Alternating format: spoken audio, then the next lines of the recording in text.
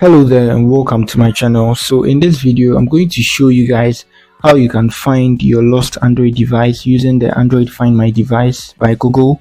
So in my previous video we talked about how you can factory reset your phone that is missing. So in this video I'm going to show you this too as well. So now let's get going with the procedure.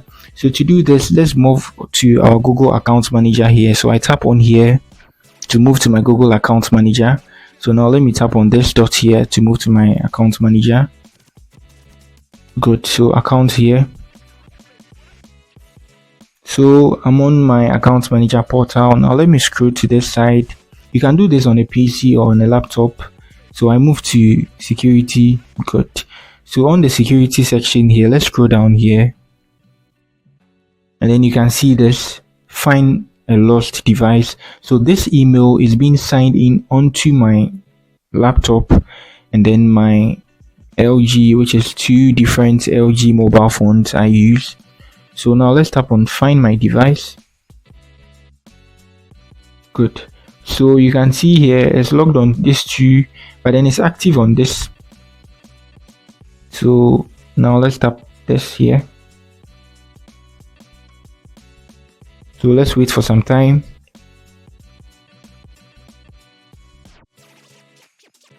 So good, that's it.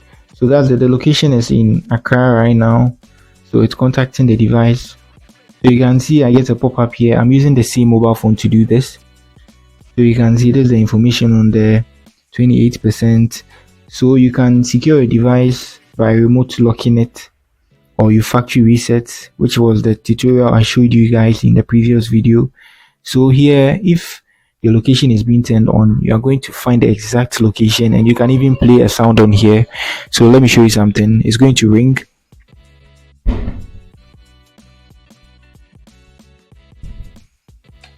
Good. So I think the music is Movado's music. I think it's going to catch copyright in the video.